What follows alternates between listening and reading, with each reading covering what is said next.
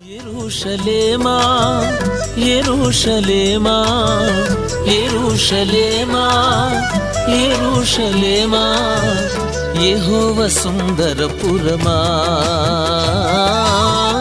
యెహోవా సుందరపురమా. ఈ నీళ్ళలో వేసినప్పుడు ఇక నీరు మధురంగా మారిపోయింది.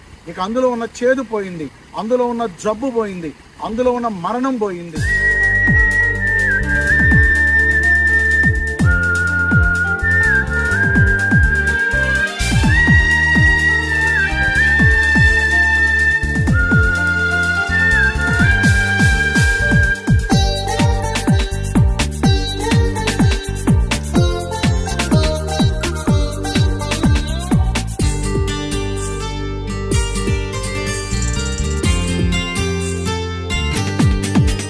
దేవుని ఘనమైన నామమునకు స్తోత్రములు.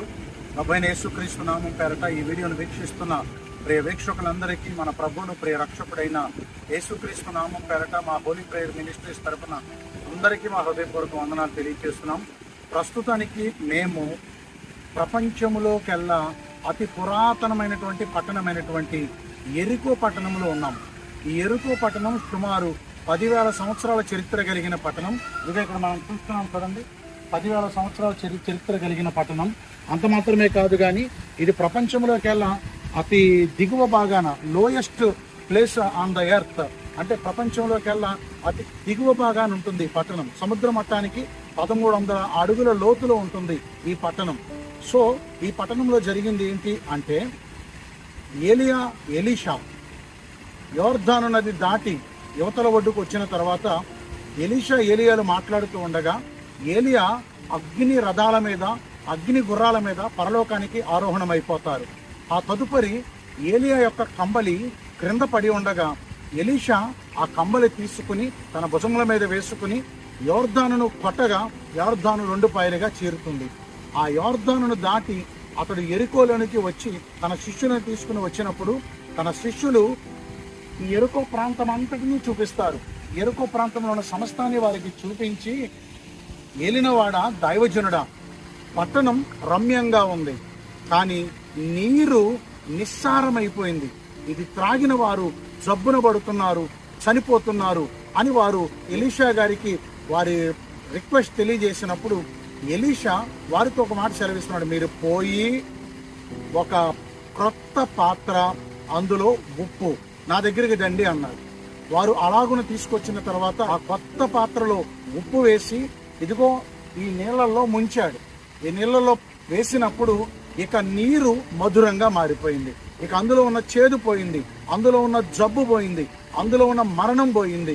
నీరు రుచిగా మధురంగా మార్చబడింది. ఆ రోజు నుంచి ఈ రోజు వరకు నీరు మధురంగా మార్చబడింది. ఒక ప్రశ్న, పట్టణం బాగుండి నీరు చేదుగా మారటానికి గల కారణం ఏంటంటే, యెహోషువ కాలంలో యెహోషువ ఈ పట్టణానికి వచ్చినప్పుడు యెరికో పట్టణాన్ని యెహోషువ శపిస్తాడు. ఇదిగో ఈ పట్టణం గవిని మొదలుపెట్టిన వాడు తన కుమారుడు చనిపోతాడు, పట్టణ పునాది వేసిన వాడు తన పెద్ద కుమారుడు చనిపోతాడు అని శాపవచనం పెడతాడు. అంటే యెహోషువ పెట్టిన శాపం ఎలీషా ద్వారా విమోచించబడింది. ఈ రోజున మనం చేసిన అతిక్రమాలకు, మనం చేసిన పాపదోష అతిక్రమ క్రియలకు మనపైన ఉన్న శాపం యేసుక్రీస్తు ప్రభు వారి ద్వారా విరవబడింది. ఆయన శిలువలో అపవాది తల చిత్తక కొరకబడింది, మన పైన ఉన్న శాపం విరవబడింది. చేదైన మన జీవితాలు మధురంగా మార్చబడ్డాయి. అలాంటి అద్భుతమైనటువంటి సన్నివేశం జరిగినటువంటి ఎలీషా నీటి ఓటలు అంటారు దీన్ని. యెరికో పట్టణంలో ఎలీషా నీటి ఓటలు, ఎలైజా స్ప్రింగ్స్, ఇదిగోండి మనం చూస్తుంది అదేనండి, ఎలీషా నీటి ఓటలు. వాటిని మనం చూస్తున్నాం. ఇప్పటికీ ఆ నీరు త్రాగుతుంటే ఎంతో మధురంగా కనిపిస్తున్నాయి. రండి మనం చూద్దాం ఆ నీరు ఎంత మధురంగా, త్రాగుటకి ఎంత కమ్మగా ఉంటాయో.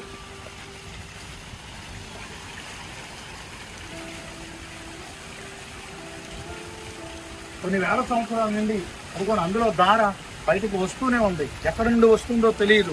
ప్రియులారా, ఈ వీడియోను వీక్షిస్తున్న మనం బైబిల్ గ్రంథం సజీవమైనది అని గుర్తెరిగి యేసుక్రీస్తు ప్రభు వారిని పూర్ణ హృదయంతో నమ్మగలిగితే నిశ్చయంగా చేదైపోయిన మన జీవితాలు మధురంగా మార్చబడతాయి. క్రొత్త పాత్ర అనగా పాత్ర మన హృదయానికి సాదృశ్యం. మన మనసు ఎప్పుడైతే మారుతుందో, నూతన స్వభావాన్ని ఎప్పుడైతే ధరించుకుంటామో, పాత జీవితానికి ఎప్పుడైతే స్వస్తి చెప్తామో మన జీవితాల్లో నూతన కార్యాలు చేయడానికి ప్రభు సిద్ధంగా ఉన్నారు. ఇలాంటి అద్భుతమైనటువంటి సన్నివేశం జరిగినటువంటి ప్రాంతంలో నుండి మీతో మాట్లాడుటకు కృపనిచ్చిన దేవునికి మహిమ కలుగునగాక. May God bless you all. Thank you.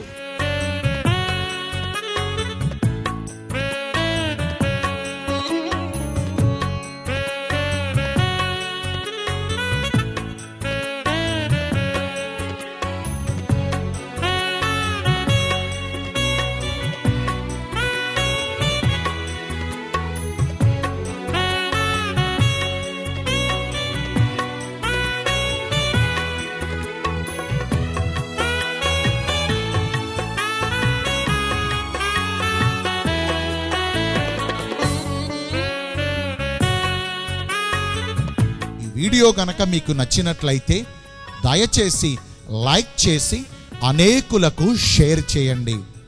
ఇలాంటి మరిన్ని వీడియోస్ మీకు అందించుట కొరకు మా కోసం ప్రార్థన చేయండి. మన ఛానల్ను తప్పకుండా సబ్స్క్రైబ్ చేసుకుని ప్రక్కనే ఉన్న బెల్ ఐకాన్ను ప్రెస్ చేయండి. తద్వారా మేము అప్లోడ్ చేసే ప్రతి వీడియో ముందుగా మీకే వస్తుంది. మరి సబ్స్క్రైబ్ చేసుకుంటారు కదూ. May God bless you richly. Thank you.